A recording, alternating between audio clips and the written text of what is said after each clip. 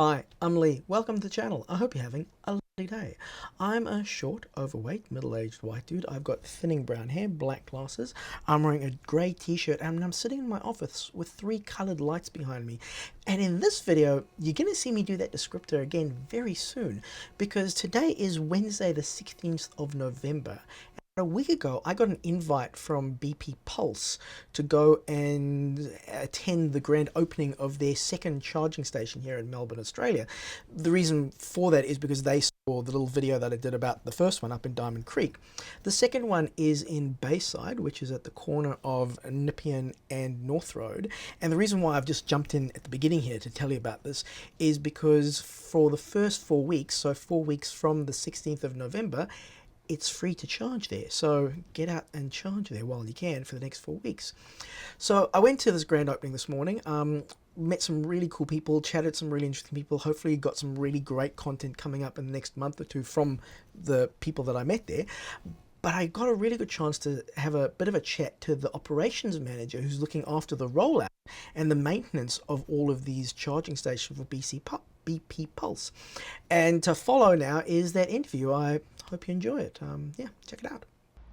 Hi, I'm Lee. Welcome to the channel. I hope you're having a lovely day. I'm a short, overweight, middle-aged white dude. I've got thinning brown hair, black glasses. I'm wearing a grey shirt, and I'm standing here in front of the second BP Pulse charging station in Victoria because today there was this really cool, public opening for it, and I've got Andrew Worboyes from BP Pulse to talk about a few things. Andrew's actually in charge of the operations of these. I'm just going to have that a little bit closer. Sure. So Andrew, you look after the operations side of the network. Of the whole network. Yep, so what can you tell us about some of the plans that you have for the future in terms of where? So we've got one in Diamond Creek here in Victoria. We've got one here now in Bayside. What are some of the plans for the future? Sure. So we've got a number of sites under construction at the moment right across the east coast of Australia. We're hoping to get as many of those online before Christmas. I don't want to tell you a number because we're facing challenges like everyone faces at the moment with construction timelines and actually getting all the equipment that we need to bolt these things on the ground. But all going well, we should have substantially more than we've got now. You know, think tens before Christmas. And we have a bit of a target for ourselves before the end of Q1. Hopefully across Australia and New Zealand, we want to have 100 of these chargers on the ground operating. And then we have plans beyond that. So you probably heard Frederick Baudry, our head of Australia from BP, mentioned this morning at the event that over the next 2 to 3 years, you know, we've got pretty significant ambitions to have about 600 operating across Australia and New Zealand over the next few years. So pretty exciting and a huge investment from BP. Cool. By the way, I should mention that I was invited as a guest of BP Pulse to be here this morning, so that's why I was here for the the grand opening. And I'll play some B-roll on top of this to show a couple of clips that I captured with my phone of the whole event, which is it was a really nice sort of event. And I ended up chatting to some really fascinating people about this whole industry. So take me through. Speaking of petrol things, we've got a bike just at the forecourt there starting up, so hopefully you can hear us well over the of the device. Just a reminder of what we're transitioning away from. Exactly. So take me through the process of, right, your boss comes to you and goes, Andrew, we want to start pushing out these electric charging stations. Sure.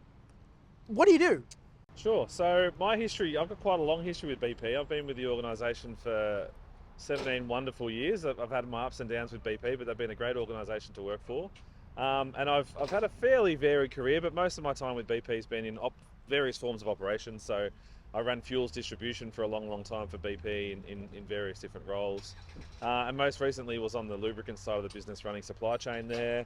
And earlier this year, the opportunity came up. So BP has had this Pulse business running in other parts of the world for many years. You know, we sort of entered into electric vehicle charging in the UK in 2018 when we purchased the ChargeMaster business. That was rebranded to BP Pulse a few years back, and then we basically announced a global ambition to become net zero by 2050 or sooner. So Pulse became a big part of how we achieved that aim. And so it was announced earlier this year internally that Pulse was coming to Australia and New Zealand. I think of myself, as I was explaining to you earlier, Lee, I'm a bit of a car guy. I came from an automotive background before my time at BP. And I've always been interested in EVs ever since Tesla started to grow and gather momentum when they were making roadsters and stuff.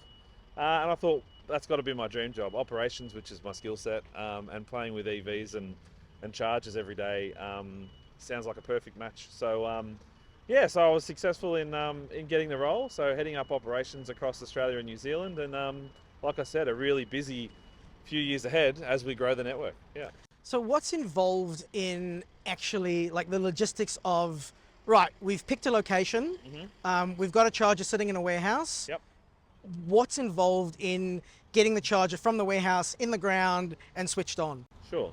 So the first step's really the network plan, or actually securing equipment before that. So we actually have filled our pipeline and secured equipment through our relationship with Tritium to support us through until at least the end of next year, and we're already planning for the year beyond that. So equipment really is, I won't say the bottleneck, but it's the critical path item. Getting secure access to equipment and getting it when we need it's a really important thing. So Tritium's our key partner in this part of the world and also in the UK as well. So once we've got the equipment lined up, then the next step's really the network plan. So working out which sites are the right candidate sites for EV. I like to think at some point in the near future, all of our sites will have EV chargers. But as we prioritise the rollout, what we really want to do is sort of get the right density across our network. What we're trying to do is across our highway sites, we've got a lot of really successful large format sites along the main highways in Australia. So I'm just going to stop that. That beep. How far back is that fan going? Where is that? I don't know. That's gone away. Sorry. Hopefully you haven't heard that too much on the camera. But yeah, there's like a truck. It feels like it's just driving in hallelujah. It was a million kilometre reverse, wasn't it? Yeah. I didn't even realise that's where it was coming from. Sorry, Anyway, I interrupted that's you. okay. No, back to where we were. So highway sites. So the idea is that we want to have chargers on all of our highway sites. I'll get to the ambitions with highway sites in a minute. And then in terms of urban sites, again in the early days, we're trying to build as much density as we possibly can. So what you probably won't see in the short term is chargers, on locations that are really close to each other. What we want to do is try and get them sort of, within a reasonable drive around urban areas. So it might be a 10-minute drive from one sort of location, one BP location to another with a charger. So once we've got the network plan, then our construction really is in two phases. So we have what we call the civil works phase and people that are familiar with our sites will have seen quite a bit of this happening at a number of locations across Melbourne, Sydney and Brisbane and some of the highway sites, where we basically have to disturb the earth, dig up the ground for all the trenching works, for the power supply to the units. And then once all that civil work is done and conduits are in the ground, we basically close up the site again and the site continues to operate as a service station. And then once we've got our electricians and our installation contractors ready, they cycle back with the equipment, as you say, from the warehouse and bolt it all to the ground. And that normally, the installation phase of the hardware takes anywhere from sort of 3 to 5 days. It's not a long process, but it is quite a technical process. And then from there, once the equipment's bolted to the ground, all going well, a couple of days, we're open to the public. Yeah. And from what I understand from chatting to a couple of other people, they were saying to me that actually one of the big challenges in terms of the amount of time it takes to open up a location is actually just getting the power and getting the authorization to... Absolutely. Yeah, I mean, like I know we looked at getting 3-phase installed at our house, Yeah. and that was going to take 3 months for the council to come back and say yes. So I'd imagine it's a similar challenge for you. Yeah, I'm glad you asked that. That by far, putting aside equipment availability, the other huge challenge we have as a business is basically getting the supply that we need from the grid, which is obviously outside of our control. So we've now got relationships with all of the network operators, the DNSPs around the country, and also in New Zealand where we're rolling out. What's a DNSP? Sorry, it's basically the distribution supplier of the grid. So they operate the line. People who sell you the power. The linesmen, yeah, let's Cool. call them that. So yeah, the guys that run the poles and the cables. So getting the juice, let's call it, from the grid is the biggest challenge. So I think I was saying to you earlier today, it's a balance for us between rolling out our network really quickly and making our offer available to as many customers as we can, as quickly as we can, and then with charger speed, to be really frank. So there's been a lot of questions from our customers, our early adoption customers who have already been using BP Pulse stations about why only 75 kilowatts. So I think these units are capable of 150 kilowatts. The big restriction we have is getting enough juice from the grid to run these at 150. So what we've decided to do is get the network rolled out as quickly as we can, And then behind our rollout, we'll have a team of people basically upgrading the units to the full 150. And as demand requires, we can drop a second charger, a third, and a fourth charger alongside. But we're basically trying to build our network as quickly as we can.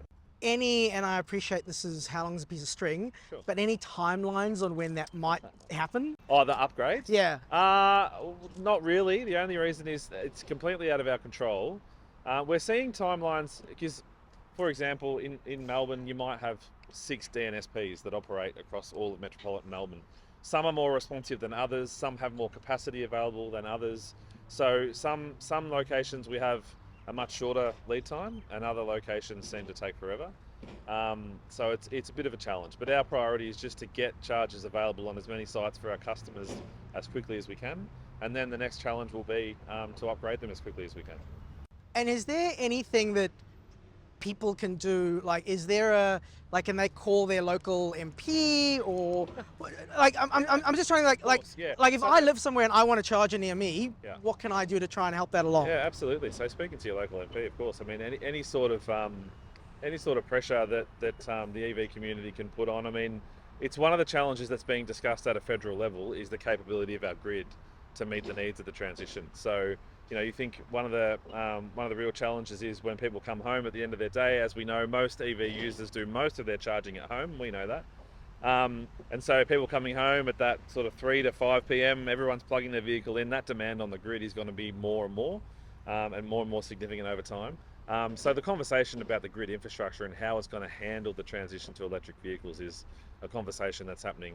BP's part of that conversation, obviously, but we're only a part of the conversation. It's a really broad conversation with lots of stakeholders. So, but yeah, people can make some noise, but I think it'll take some time for the grid to transition. But I think it'll happen relatively quickly. We're not. Everyone would know we're not the only ones installing fast chargers. Not the only sort of oil major doing it too. So everyone's facing the same sort of challenges. We just got to work with the challenges that we've got. Yeah. Now, I can't remember if it was you who I was talking to earlier or someone else, but I was saying so even so I'll get a shot of the forecourt. Sure. Behind the camera at the moment, but it's a decent sized forecourt with a decent sized roofing. Now, me being all hippy dippy greeny, all that kind of nonsense. Yeah. I'd love to see just that roof covered in solar panels, Yeah. and that's powering this. Yep. But realistically, those solar panels wouldn't generate enough energy to get this going, and then also you'd need batteries, So battery buffered technology is something that we're looking at. We do use battery buffered technology within BP Pulse in other parts of the world, and so we're working on that, making sure that it's reliable and also safe, because the introduction of batteries brings some other challenges with the charging infrastructure. But battery buffering technology would also open up other options like solar. So as you know, with solar installations, you've got the direct feedback to the grid, and you won't necessarily be able to harness that energy directly to the charger. But battery buffering technology opens up some other options for us. So we are using it elsewhere in the world, and we are considering it for Australia. Cool. So I'll just explain a little bit simply, because I haven't covered a lot of solar stuff on my channel before. So what Andrew was talking about there is, if you've got solar panels and they're normally just feeding stuff back into the grid, you're sort of dependent on the grid. So like if the power went out, even if you've got solar panels, your power's still going to get turned off because it's not safe for your solar panels to be putting stuff back into the grid. Whereas if you've got a battery, then if the power goes off, your power will still keep going, because instead of putting the solar into the grid, your solar will go into that battery, and it's safe to sort of create like a little closed loop kind of thing. You're on the money. And so in terms of charging technology, there's some technology that exists in China and in Europe, where you've got effectively a battery unit that buffers the supply between the site supply and the charger to actually increase the output of the charger. So when the battery's charged or fully charged, the intermediate battery, it can lift the output of the charger. Obviously over time the battery will deplete and will need to then be recharged from the grid. But there's some other technology that exists to work with limited power supply from the grid, but actually have higher output chargers. So again, something else we're looking at, which then can be, we've worked in conjunction with solar. So there's some pretty cool tech out there, and we're looking at it, and like I said, trialing it in other parts of the Pulse world. Yeah. Cool. Now this has just got a single station here at this location. Yep. And we were chatting earlier how eventually you would like to get to a point where, because I mean, there's a single station here. Yep. There's 2 EV charging ports, Yep. but there's another 4 or 5 parking spots over there. So Yeah. what's the thinking in terms of when would a place like this get 2 or 3 or 4? I mean, obviously one of the challenges for you, I appreciate, would be, you know, there might be 1 hour during the day Yes. where there's 6 EVs here looking to charge, but the rest of the time they're not, and you still got to pay for those things to be installed. So yeah, it is a balance, and it's a utilization driver for us as well. So again, there's a lot of variables that we're managing. So like I said, network density and rolling out a network really quickly is important. Like I mentioned before, availability of hardware, it's not a challenge for us, but it's a limitation. We haven't got unlimited equipment. So we have to decide, you know, how big is our network, how quickly does it roll out? And that influences decisions like, do we put 1 charger here or 2? And if we put 2 here, that's 1 charger we can't put somewhere else in the short term.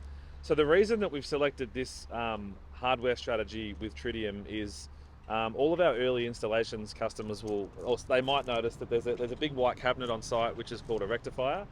So the unit that we've purchased from Tritium, which is the PKM 150, in combination with the rectifier, allows us to add up to 4 charging units per site, which is 8 charging points, right? 8 charging cables. So each of these are designed to run concurrently, so you can run cable 1 and cable 2 at the same time. So that rectifier will support a full 4 head units. And they'll both push out 75 kilowatts at the same time? No, they won't. So while the unit's limited to 75 kilowatts, it will load balance. So don't quote me on this, but roughly the CCS will run at about 50 kilowatts and the CHAdeMO will run about 25 if they're both running at the same time. Generally, CHAdeMO vehicles will take less power anyway. And we're also having the conversation about, for future sites, should we be running dual CCS, given the demand, as you would know, is largely CCS. Yep. So that's a consideration going forward, is what configuration of charger are we putting down. It's easy when we have more than 1 charging unit, because you'd probably put 1 with dual CCS and 1 with CHAdeMO CCS. But they're the sorts of decisions that we need to make. And the unit itself, the upgradable portion of it, it's a 75 kilowatt unit. Inside the unit here is 3 DC-DC modules that are 25 kilowatts each. So when we do get the upgraded power from the grid, all we need to do is add 3 more 25 kilowatt DC-DC modules and the unit becomes capable of a 150 output. And then again, as we go over time, we can put more of those on the site. So, and that'll really be driven by demand at the site and availability of equipment. But most of the work done in phase 1 of this install, we've got some capability to drop a charger on the ground much quicker than the whole installation process has taken from scratch. Cool. Yeah. And so basically, the more people use it, the more we'll get. Absolutely. Awesome. Absolutely. Yep. So I think that sort of covers most of the questions I had. Is there anything else that you'd like to add, or something I haven't asked where you've gone, oh, this, not a lot of people know this? No, I think so. I think one of the things that I think is really important for people to understand too is, you know, there's a lot of, I won't say confusion, but charger technology is something that we all need to learn about. It's not something that you walk off the street having known nothing about charger technology and you learn everything in 10 seconds. There's a lot of sort of feedback and conjecture about whether 75 kilowatts is enough, for example, and should I drive another 10 kilometers down the road for a 150 kilowatt charger? A lot of people need to understand that the vehicle is really what's determining the output of the charger. So our charger effectively will input the energy, dispense the energy that the vehicle's asking for. We've got a huge network of chargers in the UK, and I saw some reporting from our UK team recently that across our huge fleet of 150 kilowatt and above chargers in the UK, and obviously you can imagine the car park of vehicles in the UK in terms of what's there. There's a huge mix of makes and models. The average output of our chargers of 150 kilowatt chargers and above in the UK is actually somewhere between 70 and 80 kilowatts. Okay. So yes, obviously some vehicles will charge at a much higher rate than 75 kilowatts, but not often for long in the charge curve. So I think for us, it's really important that we get our network rolled out as quickly as we can. And like I said, you know, the 75 kilowatts is something that we're going to circle back and upgrade, but it's a great output. And I think for most people's daily needs, it's quite sufficient. You know, like I know, a vehicle like your Model Y, that'll charge relatively quickly here. If you need 30 or 40% top up, you're here, you spend 10 or 15 minutes in store getting a coffee, maybe using the restroom, you come back out, you'll be back up to 90% and on your way. So yeah. Cool. Another question that I had. Also, we just got brighter. I just saw the sun come out, so hopefully the cameras, I'll try and adjust this in post, but the exposure on this, I apologize already. Maintenance. Yes. So something that we hear a lot about is You know, I've gone to a charging station, Yeah. it's not working. Yeah. Now, I think a lot of EV users use PlugShare. Yes. Do you think there's a possibility to maybe add something in the BP Pulse app, or maybe you guys can have a liaison with PlugShare or whatever, or what's your maintenance system like, and what sort of system are you thinking of to have in place to let people know, hey, this one's down, the nearest one to that is working is wherever? Sure. There's a few bits in there. Yeah, sorry. So let me bite that off one bite at a time. So I think one thing I will say at the outset is one of our intentions and our objectives is to have uptime as a differentiator for BP Pulse. So that's on me. My job is to keep the network maintained. It's new equipment for us. This is a new model for Tritium. So I don't want to be under any illusions. We'll have some teething problems as we roll these bits out, these chargers out. We're learning with Tritium, we're learning quickly. One of the differentiators that I think that we have over, I guess, some of the other non-fuel and convenience operators is that we've already got a huge network of operating locations, and we already have a great network of service techs that are available with quite quick turnaround times, who we've now upskilled to work on this equipment. So in the event that we do have an issue, we can get someone here relatively quickly, especially in the metro locations. And like I said, we've skilled them up on working on the Tritium equipment. So getting someone here to resolve problems quickly shouldn't be an issue for us. And Tritium have great technical support as well. In terms of the app and the user experience, so there is an option in our BP Pulse app to report a problem. So there's a web form at the bottom of the screen there. You can hit report a problem. That will come straight through to our customer service team. We have got a 24/7 customer support line as well that people can call. The number's on the bottom of the charger, the number's in the app. I encourage people, any feedback you have, positive or negative, please send it through the web form or give us a call. That BP Pulse number is 24/7 monitored. And we're also monitoring the network remotely. So we have a fantastic web-based console that's monitoring the status of the chargers all the time. We have essentially two sets of eyes over that.